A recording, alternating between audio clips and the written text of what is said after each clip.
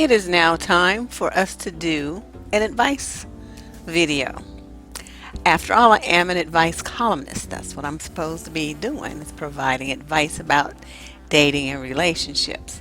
And a lot of letters come in, so I picked four that I thought were kind of interesting and that illustrate some of the mistakes that women commonly make when they start dating a new guy. So let's go over these. Letter number one.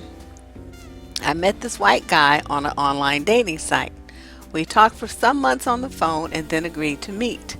We're both in our late 50s. There were a series of interesting issues. Now, what I found interesting, she like set everything out that was the problem that normally is what I would do. So I was sitting there kind of scratching my head like, okay, where's the question here? So she says he said he had two daughters, but he never showed her any pictures. He would never say anything about himself when she asked. They spent time together every now and then, she says, but when he did come over, we always seemed to be headed towards the bedroom. He would never invite me over to his place, and this was over a 2-year period. Now, she dealt with this for 2 years. He would never take me out to eat or to a movie. He would never think of buying me anything. He would only call me from his car. He never traveled anywhere, and he would always send me porn pics of black women with white men. And when he would text, it was always the same words, nothing new with his thinking. And then they got into it at McDonald's about him misunderstanding something she said about a song called Ride the Pony. He got insulted. She said, he wasn't a horse. And he thought some people were looking at him in the McDonald's. And so she said, get over yourself with your 58-year-old rusty ass. He was so upset at what I said, he stopped texting me. Okay, now first of all, let's start at the end. We all know, amongst African Americans, telling somebody that they have a rusty ass is commonplace conversation, just like saying hello. So that's nothing to, excuse me, got a fuzz on my tongue. There's nothing there that should make you get that upset that you would want to stop talking to somebody about it. So I thought that was kind of interesting. This is where the cultural differences come into play. As far as the list of items that she set out, these are all things that make a man low value. And I keep telling y'all, we have this crew that like to come through here talking about, this colorism stuff and how, black men aren't nothing and white men are better. I can't say that because I get too many letters from white women all over the world that say the opposite of what y'all be saying. Now, they might be better in some instances, but to me that's like an individual thing, because there's going to be shitty ass white boys, it's going to be shitty ass Asian men, it's going to be shitty ass Mexicans, it's going to be shitty ass Arabic, Middle Eastern, whatever you want to call it, and it's going to be shitty ass black men. Okay, so you as a woman have to determine what that man's character is and how he is in line with what you got going on, and not try to judge him by his skin color. That's like buying a house for the coat of paint, buying a car for the color that it is, buying a pair of shoes just because they match your outfit. No thinking about how durable they are, how they're built, if they're going to be pinching your feet and killing you, putting corns and calluses and giving you hammer toes and all kind of stuff like that. You have to think about things like that when you're looking at a man. His skin color, I mean, if you're not attracted to him because of his skin color, that's one thing. But to think that just because he is non-black, that he's going to be better, he's going to be perfect, he's going to be wonderful, that is a huge mistake. That I can't get behind that. So in this case, this guy was a piece of shit. She knew he was a piece of shit early on, so why she kept dating him for over 2 years and dealing with this kind of nonsense, I have no clue. I don't understand it. Because another thing I always tell you, if somebody's not giving you the type of relationship that you want, then you get rid of them. And in a situation like this guy, he would have been able to date me for not 2 years, not even 2 weeks. I don't know if he would have made it to 2 days, because if I'm asking you something about yourself and the guy starts hiding it and not wanting to express it, my spidey senses start ringing, and then I'm out. Because, are you in witness protection? Are you a escaped convict on the run? I mean, what's your story that you feel like you don't need to tell anybody anything about yourself? That she made lots of mistakes here. And I think at some point we'll talk about this online dating thing. Even though I know it's the way that most people meet these days. I have never really liked it. I just don't. I just see no reason to involve myself on the internet with a bunch of idiots from world over. It's just too much for me. But that's just me.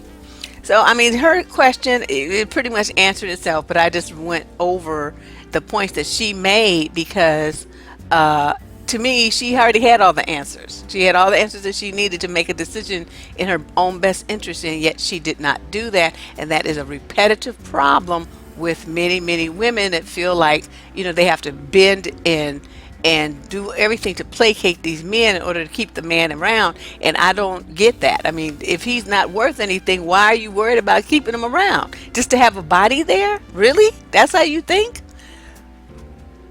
Okay. So let's go to letter number 2. Uh-oh. What did I do with letter number 2? I don't know what I did with number 2. Oh, no. I don't know if this is number 2 or not. This is terrible. Okay. She says, I'm a recent follower and I love your videos. I have a question. I've been great friends with this 27-year-old guy for 7 years. I'm 26. We've taken trips together. We've been there for each other. We've seen each other at our best and worst. Then we lost touch for a few years. 2 months ago, we ran into each other at a store and exchanged numbers. And it was like time, never passed. They talked all day since. About a month into our reconnection, we both admitted that we were attracted to each other and ended up sleeping together. We've been carrying on as such for the past 2 months. Just the other day, we had a conversation about the future, and he told me, I love you, but I don't want to gamble with your heart. I'm fearful that if our relationship fails, I'll lose you completely, which will really hurt me. I wasn't too sure how to respond because we've pretty much been dating just without the title. We talk at the first chance either of us are available and only dealing with each other. I'm not sure what to do at this point. Can you help? Yes, this is what you do with that little knucklehead. You need to give him a taste of that medicine. Now, this is what you do first. First, you sit him down and you say, okay, I heard what you said, and I just want to tell you that's straight bullshit.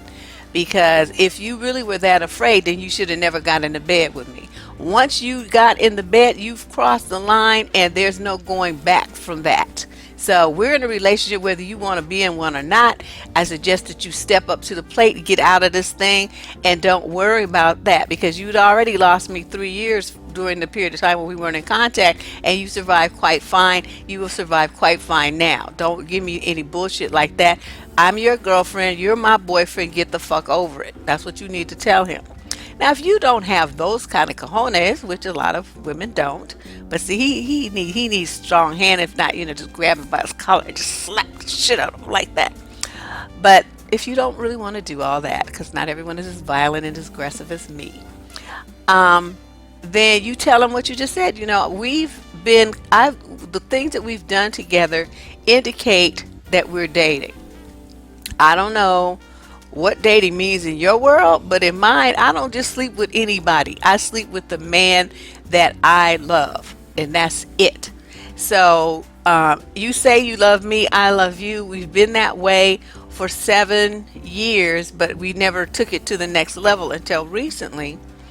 You can't live a day without talking to me, and neither can I.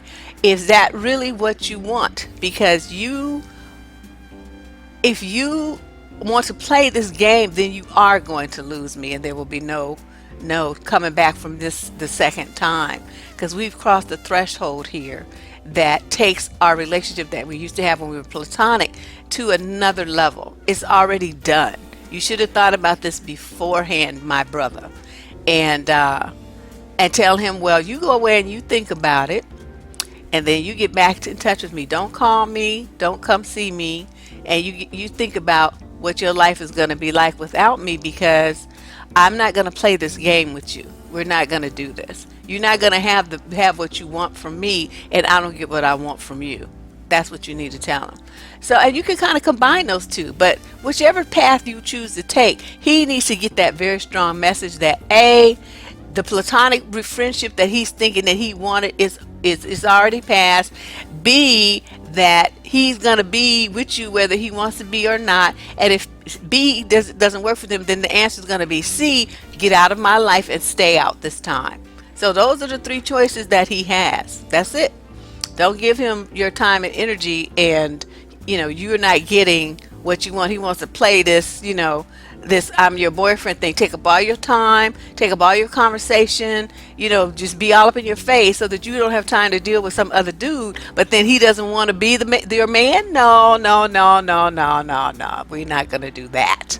So give me what I want, or that's it. Okay. Now I don't know what I'm doing here. I don't know. Okay, on to question number 3. I had to get those a little sorted out. I was mixing up my questions. Okay. This young lady writes, I know this is off topic. I forgot which video this was posted under. She says, but I watch a YouTuber who tells women to depend on a man financially and how to carry yourself and look to attract a man with money.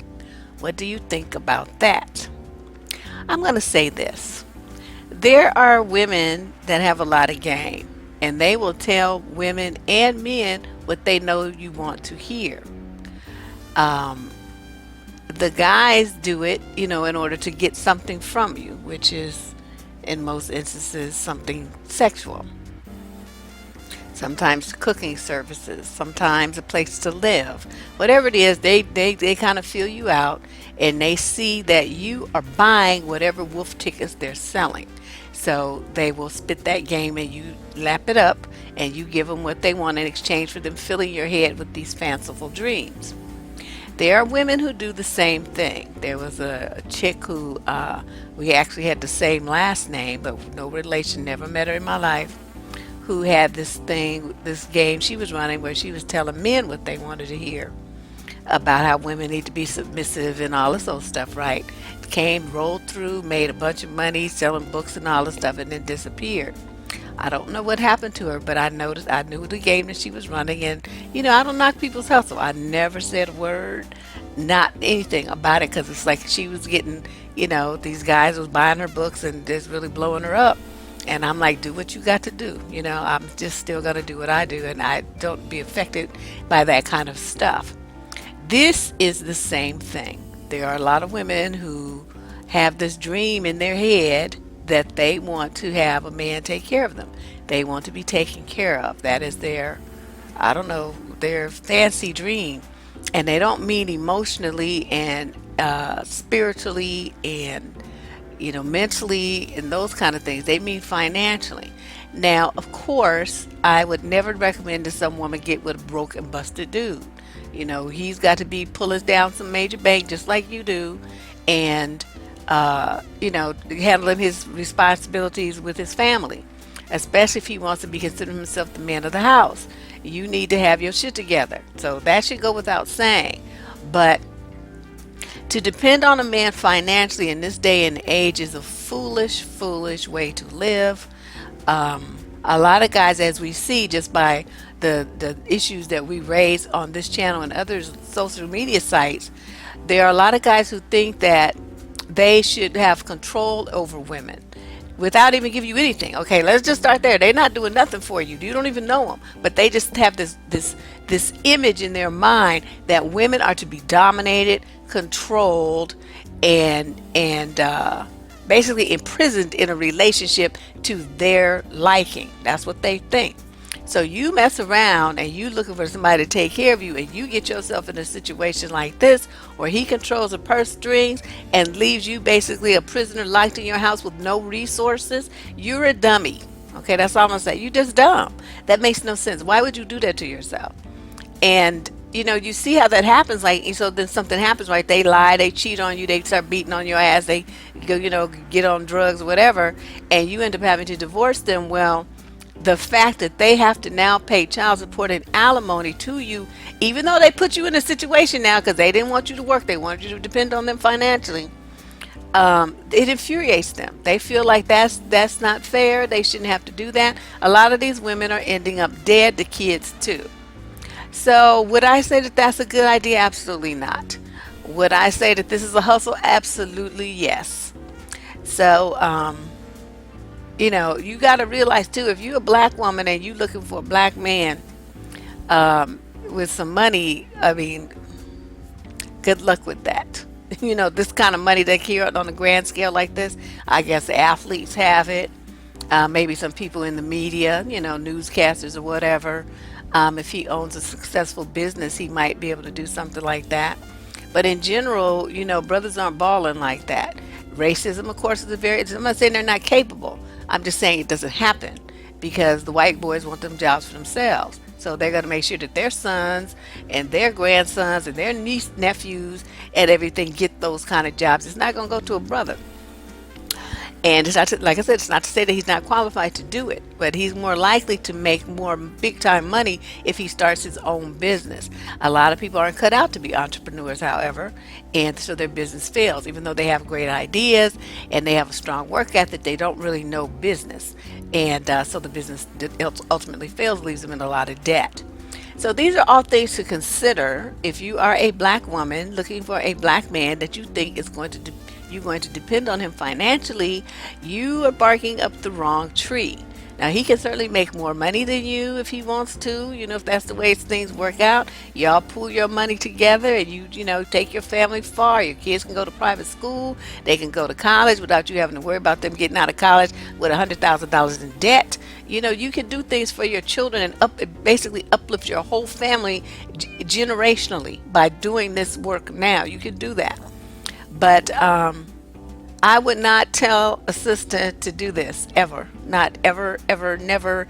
And anybody who thinks that that's the kind of mentality, that's what you want, you got to ask yourself why you think that you should be sitting on your ass, not doing anything to contribute financially to your household.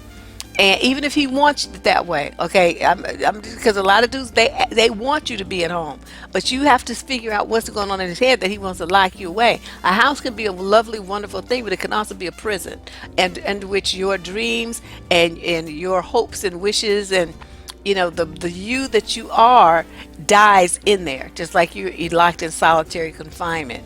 So, there's only so much laundry and cooking and cleaning that you can do before you want to break free from that shit.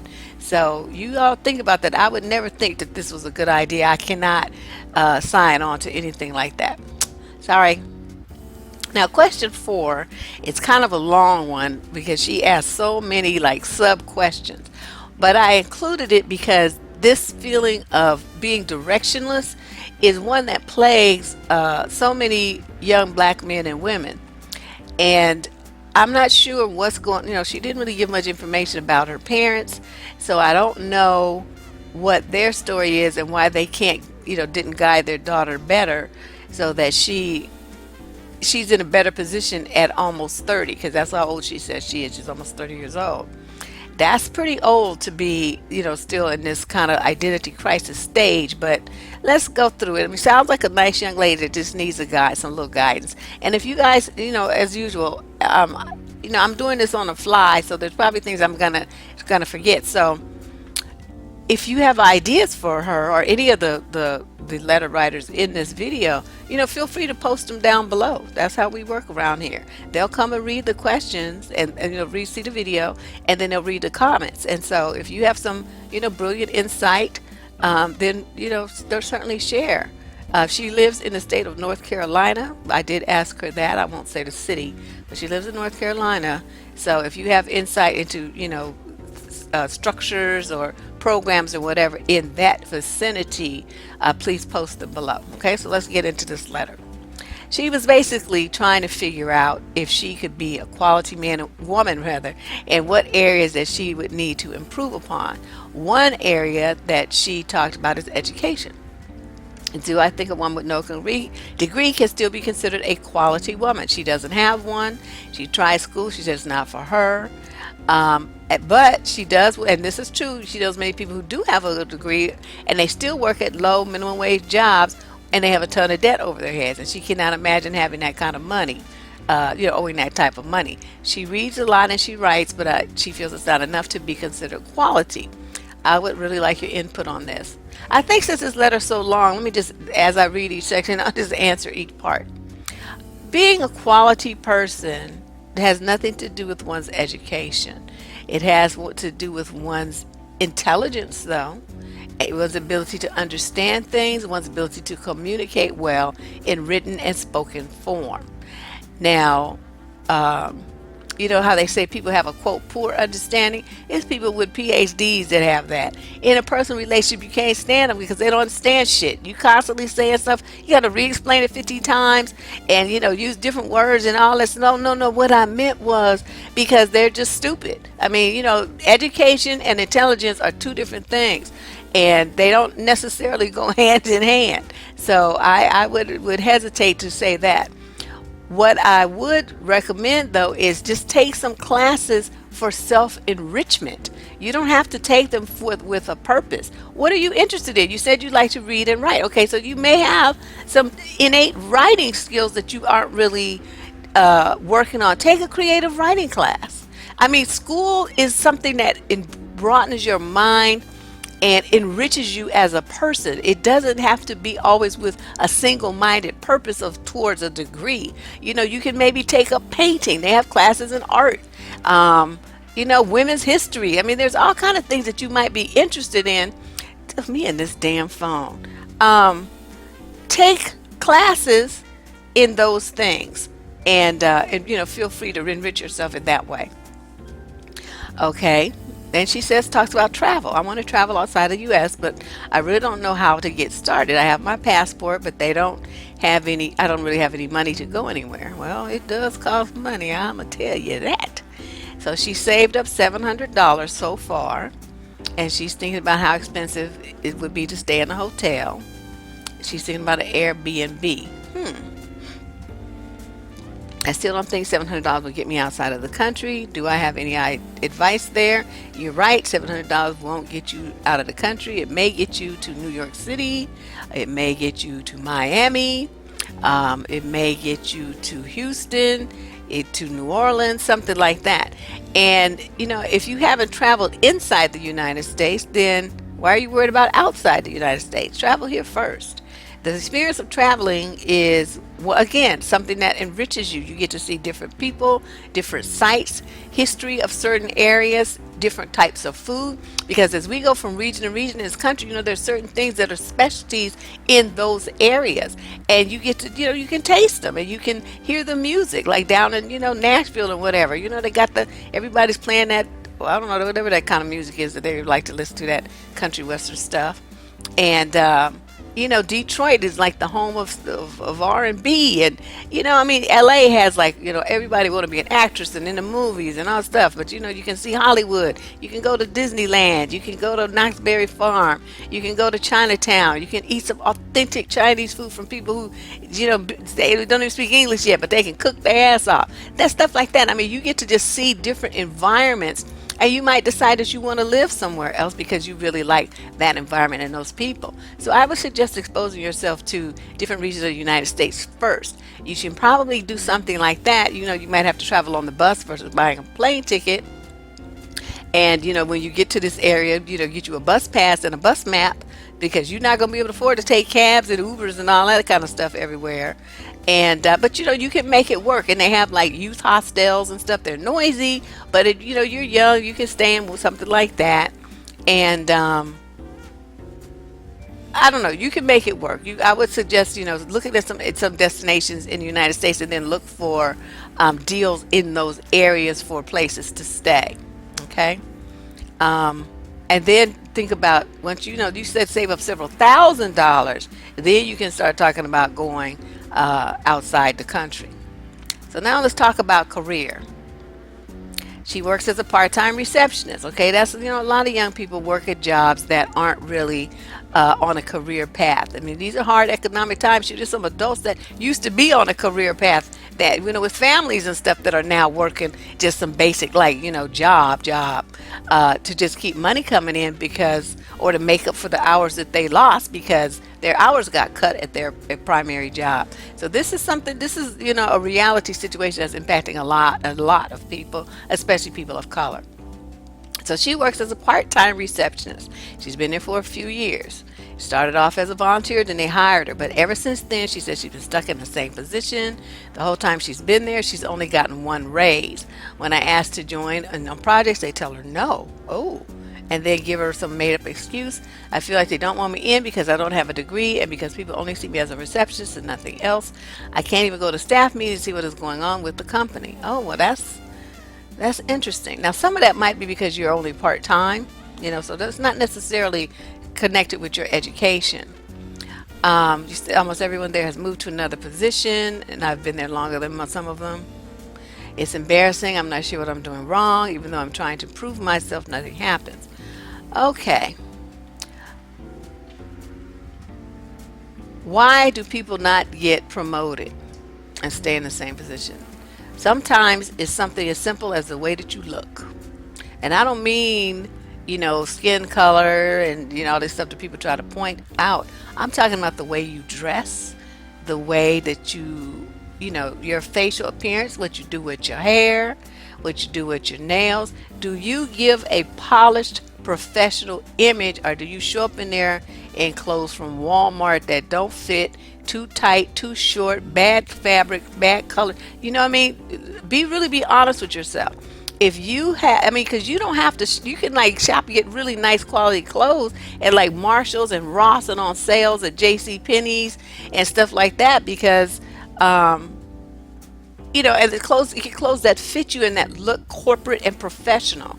That is important. You can't show up there in jeans and, t-shirts and stuff like that, blouses that are so tight, the bust, they're busting up at the bust line and stuff. I've seen people dressed all kind of ways, and it's like, girlfriend, are you looking at yourself? This clothes is too tight. They don't have a figure to be wearing clothes like that, and they just all squoze in these little tight short skirts and stuff like that. No, no, no, no, no. Nobody's going to want to promote you if that's what's going on. And this, I'm not saying that's you.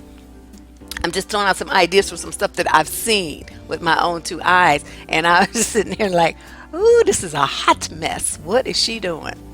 So, maybe something like that. Also think about how you speak. Now, you work as a receptionist. And I understand that there's, certain lingo and accents and things that people have in the South. But do you have a super heavy drawl, or can people, generally understand what you're saying? Do you enunciate your words clearly? Do you have, nice teeth? Have you been to the dentist? Is your skin looking nice? Do you put on a little makeup? I have to put on some for these videos. Look at this stuff my little cousin put on me, some of her lipstick. This stuff got me looking like I'm a goth person or something. I talk so much smack, but I told her I was going to wear it, so here I am. And, there's something there, but, being honest with yourself, I don't know you. So you have to be honest with yourself about what that might be. Take a good look at yourself in a mirror, front and back, okay? Because, you got to look good. It's good coming as you do going. And then, like I said, take some of those self-enrichment classes, and that I think will also help raise your confidence because you seem to be having a confidence attack about your lack of education and skills there. So she says she is looking for another job. Okay, that's good. I've been looking into cruise work because even though that's minimum wage, I'll be saving most of it because room and board is free, and so is the food. That's true. She'll be able to see the other countries on her free time. Excellent. That is a really good combination of goals. That was smart thinking. Look at you. I approve of this message. It says, I don't want to be filthy rich or anything, but I do want to live comfortably in my own home. That I think is a great idea. They're always looking for people to go on those ships because don't know why they want to work every day if somebody's young. But it can be really fun because people are on vacation and so they tend to be in a better mood and and they're happy. So you don't really have to deal with too much drama. The only thing I would recommend, having done lots of cruises myself, is watch those crewmen. Do not get involved with none of them clowns and watch your safety around them because a lot of them are like scallywags in their own countries and they escaped onto the ship. And they have wives and they have families and everything, but they be representing themselves because they're gone for months at a time, right? So they represent themselves as they're single and they're really not. So that would be my only caveat. Do not get involved on a physical way or emotionally or any other way with any of those male crew members. Stay away from them. Lock your door at night and, just watch yourself. Don't be drinking with them, nothing. I don't trust them. I could tell you some stories about some crazy stuff that happened when I was on ships, but um, I'll do that in another video. So, yeah. But in general, that's a great idea that combines all of your goals and interests into one. Okay, so now the final part, she asks about self-improvement. What are some ways that I can improve myself? I'm almost 30. I still have to live with my family. I don't have a car, so the places I can go are limited. My job, education status, and my driving situation is taking a toll on my confidence. Okay, yeah, so you can pick that up. I've also been taking better care of myself physically, like wearing a little makeup and taking better care of my skin and smiling more, but everything else needs to not be moving forward. Okay, so what's the body like? Do you exercise? Do you take care of yourself? Do you go to, you don't have to go to a gym because, they have like most of those neighborhood centers have exercise classes, but you don't even have to do it. You can get you some good old walking shoes, girlfriend, and hit it.